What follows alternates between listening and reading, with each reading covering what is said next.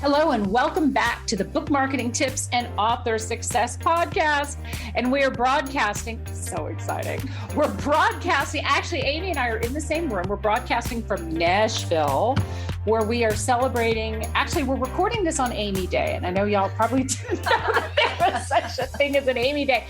It's Amy's 10th anniversary with the company. So we're here and we're celebrating. And Nashville, if you've never been to Nashville, is amazing. It's a fabulous, fabulous city. So anyway, welcome back to the show. We're doing a special show. And basically it's about how Amazon refused to list my latest book from book to bestseller and how devastating it was and all of the other things that happened around that. Yeah. And it was, poor Penny it was pretty devastating. I think devastating is an appropriate word for that. And for what it's worth, she texted, she's like, great. We did all this work. The book's never going to go live. Nobody's ever going to read it. We spent all this time, which is fair because it's kind of like a 12-step process of getting through a pretty traumatic event like that. But honestly, I told her, and it's always true. I was like, you know what? You're going to figure this out. And I told her, I'm not blowing smoke. I'm not just being positive to be positive, because anybody that knows me knows that's not really how I operate anyway. But truly, it's like you always figure it out.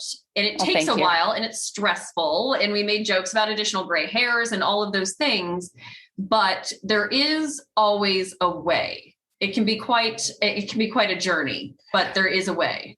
Well, and Amy was really positive. I mean, really like the whole time. But when I got the email from basically how this started is I got the email from KDP saying, your book violates our terms. Here are 9 reasons why your book might violate our terms. And we're not publishing your book. And that was super deflating. In fact, I remember Amy wrote me and she's like, we're going to be able to do a podcast on this once you fix this. I'm like, we're never going to do another podcast again. World, the flowers have died. There is no hope inside. But I have to tell you, I mean, she was really, really positive, and we'll talk a little bit more about how we dug into that.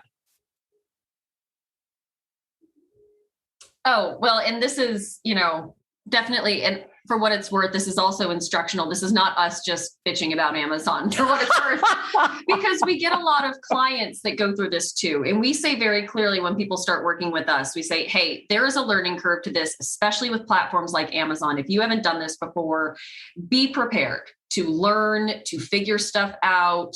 These are life skills at this point. If you're an author, yes, dealing with Amazon, dealing with their support staff, dealing with the back end of how to get things done is quite literally a life skill once you decide you want to be an author.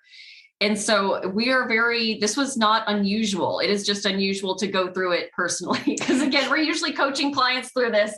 And then we have moments where now we're our own client and we have to talk ourselves out of this and off the ledge. Right, exactly. And you know what? That's totally true, because I do see this on message boards a lot and in Facebook groups and folks saying how impossible it is to deal with Amazon. And I get it, because Amazon is a machine. And a lot of the automation is intentional, not to discourage authors, but it's intentional because they get a lot of authors coming through the system. And as a disclaimer, the show is not about encouraging you to violate Amazon's terms of service, but really the show is hopefully going to help you to figure out how to work within the Amazon system and fix any issues that you're struggling with. Right. And it's mostly about being diligent. Yes. Authors come back to us, they're like, it didn't work. What do I do? And it sounds like a line, but a lot of times we tell them very honestly that number one, you have to get the right person. Mm-hmm. You have to get the right support staff. And you also have to educate yourself. Mm-hmm. You have to go into it knowing enough about what your end result is, what you need. Because if you just go to a support staff and say, it's just not working, what do I do?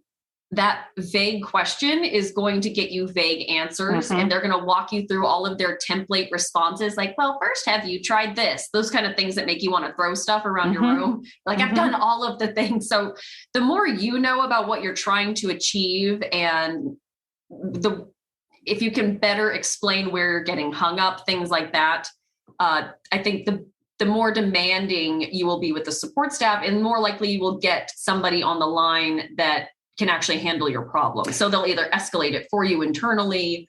Right. They'll realize like, oh, they're bringing stuff that's out of my wheelhouse. I need to find somebody that actually knows what they're doing. Yeah, exactly. Because the first thing that will happen when KDP kicks anything back to you, and just as a caveat here, this is not just about, I got this ugly KDP email and I don't know what to do. It's also if you're having a problem with your book. And I'll cite an example a little bit later in the show, but it's also about if you have a problem, if the book is, and don't call KDP about book sales, but I mean, like a serious, not that book sales aren't serious, but like a serious problem. Your categories are wrong, or there's something else going on with the book. The first thing, if you get it, let's back up and go back to the email. If you get an email from KDP, it's going to be a slightly nebulous. So the first thing that you have to do is you have to be professional, right? If you feel like you're being too emotional, step back from that. And come back when you feel that you can be calm. And that's kind of a big thing here, because I would imagine, Amy, that a lot of these KDP people, the first thing that they get when you have them call you, and we'll go through how to get them to call you too, if you don't know, but they get people that are just panicked. Right. Exactly. Because at that point, like, your world kind of stops for right. Right. Exactly. for a couple of days, Right. And so it's not personal to them. Right. So you have to leave, you know what I mean? It is personal, but you have to approach it in a professional way, like you said, and make it not so personal. It's a collaborative problem solving effort at that point to get through to the answer that you're looking for. Right. Right. Exactly. And again, their emails are sometimes puzzling. The first thing that you want to do, whether you got an email or whether you have a problem, is go to the KDP dashboard. And also, I will say that if this is not a KDP issue, if you're not a KDP author necessarily, you can do the same thing by going to Amazon Author Central and going to their help, going to the dashboard on your Author Central page and clicking help and getting started there. You can email them your issue, but I prefer to have them call you. And typically what happens is you input your phone number and the person will call you within 5 or 10 minutes, sometimes sooner. Sometimes the first person that you get on the phone can help you, but I doubt that they can do very much. In most cases, you have to escalate it to a different department. And what department that is you're not going to know. So and as much as I deal with Amazon all the time, teach classes on Amazon, I didn't know what the issue was with the book. And so let me talk a little bit about what the email that I got basically said. Your book, here are 9 reasons why we cannot list from book to bestseller. And it could be one of these, right? And some of them was like repetitive content, promises that you can't deliver on. Like, I don't know how they know that, but anyway, right? It's like, oh, or you're saying something and we know that you're stupid and you can't deliver on that. Like, I don't really know what that means or where that comes from. And then the final one was, the term bestseller. And as it turned out, that was the problem word, right? But it took me a few phone calls to figure that out. In another instance, we have a client and she has a children's book. And for some bizarre reason, this book about a year ago got listed under erotic romance. It's a children's book, right? I don't know how that happened, but ever since that, and I guess since then it has somewhat been rectified, but the categories remain a problem. So I encouraged this client, I said, call KDP. The first person you talk to is probably not going to be able to help you. Ask them to escalate it, and they will gladly escalate it to another department. And then typically, the only thing with that, the escalation is typically the department that you reach. So for me, it was the content department. The department that you reach you won't be able to talk to them. You'll have to reach them via email. And we'll talk a little bit about putting that email together in a minute. So if there's no specific department, if you're just really confused and the KDP person sounds like they're kind of confused, ask for a supervisor. The idea is really to keep pushing and be professional until you get where you need it to be. And I think to that point, Penny, that also goes back to circling back to come prepared with as much information as you can, because you did some research and found examples of other products and books that use the term bestseller that obviously made it up onto Amazon or being sold and things like that.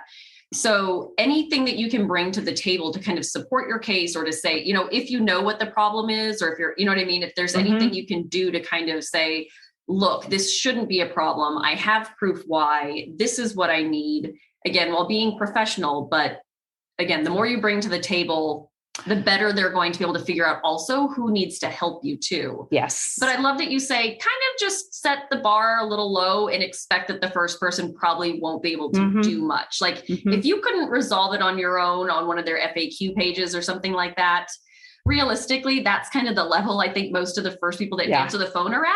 Like they're kind of reiterating what they already put up there on their help pages. And so just be prepared, be ready to, you know, talk to that person, explain, just so you can get to hopefully the next right person. Right. You know, you have to have the right attitude going into this. This is not going to be resolved in a 30-second phone call. Right. Exactly. And one of the things that by digging, because again, I sort of started off at a loss. So when I saw the word bestseller in their email that they sent me, that said the book cannot be listed for 9 reasons. And one of them might be because you listed it because there's bestseller, you know, there's a bestseller on the cover. I went and found examples of other books that had, as Amy said, the term bestseller, like from Jobless to Amazon bestseller or something like that. And a whole bunch of other books that had bestseller in the title. And I actually wrote to Amazon. Yeah. And this is the one time that I actually wasn't very professional. So after I figured out that it was the term bestseller on the book title, I wrote to Amazon. I said, so will you be pulling these other books down too? Yeah. I'm taking the ship down. I'm taking everybody down with me. Thanks. But the issue really was not that the book was called from book to bestseller, but and I think these are bots. Like I think the error came from a not human, right? They thought that I had already slapped bestseller on the book, that the book was a bestseller, right? Not that the book is about how to become a bestseller. And that took me, I'm not going to lie to you. That took me probably a half a dozen interactions, phone calls, emails to figure that out, because their initial communication is nebulous. And that's where a lot of authors get hung up, is that it's confusing and you don't know what to do. So you see people, you know, getting on Facebook with the I hate Amazon. I can't get anywhere. But the truth is if you know, they're not out to get you. They're not out to sabotage your entire career. Although I will say that felt like that Monday. But they, you know, you have to dig into the issue with them, and they will help you. Once it got into the content team, they emailed me and they said, hey, your book's in content. It's going to take us a few days. We have to review it. And they gave me the opportunity to state my case. So I wrote to them and I said, you know, I think the misunderstanding is that somebody there thinks that I put bestseller on my book. It's actually in the title. And then within a few days they released it, but you have to be diligent, you have to be patient, and you have to give it some time. It took me, let's see, I was going to have it listed on Monday, the 27th. It took me a full week to get it up on Amazon. Right. That's right. Cause we thought we might potentially still be dealing with it here and drinking, commiserating over what the book still wasn't. We're like, well, yet. Nashville's going to be fun. We're like, oh yeah, we solved that before you got here. So that was a bonus. Yeah. But yeah, it took a week. That's crazy. It took a week. So this is another argument for get your book up early. Don't wait. I mean, if you wait until the last minute and, you know, if you want to get the book listed on Monday and let's say on Tuesday, you have all this promotion kicking in, right. I think that's wonderful, but give yourself a little bit of a window breather just in case something happens. Not a lot of books get kicked back when you upload them to Amazon, but they are strict about their terms of service. It isn't always a human that vets these books going up on KDP. The flip side of this is if you have an existing problem with your book, if you've changed the categories like this children's book author I mentioned, if the categories are wrong, if there's something else, you can always find help at Amazon. As I said, you just want to be diligent. They're not trying to throw you under the bus. I actually wrote, I have to admit this on the podcast. I wrote to Jeff Bezos. I don't actually have his. I don't actually have his. Ruined his day. I know. I don't actually have his email. I'm sure that I'm not going to put it out on the podcast because then I would absolutely lose my space on Amazon. But there's some urban legend about what his email is. So I'm sure that it's on the board in some lunchroom. Look at this pathetic loser thinks she's writing to Jeff Bezos. They do it for entertainment for their stuff. It probably gets passed around. But I think this is good in general for all things Amazon, not just uploading the book, but anything you have to do to work with them. Yeah. Getting access to your ad dashboard, figuring out ad stuff. Absolutely. Making requests to have them change your categories, because we have clients that still get customer service people that say that they still need the old browse paths, which Amazon quite literally does not create for books anymore. Right. They are not there. Right. Yet people still get customer service agents that go, oh, you need to send me the browse paths. It's like, that's not a thing. Like, we don't have access to those anymore. Right. So it happens. So we tell them, like, go back, try again. Realistically, the second or third time you go through this process, sadly, you'll get connected with somebody that knows what they're doing. And that's just the nature of it. So, so don't knee-jerk assume everything is over, but you do have to realize that it takes time. But again, it is a life skill. It's an author life skill.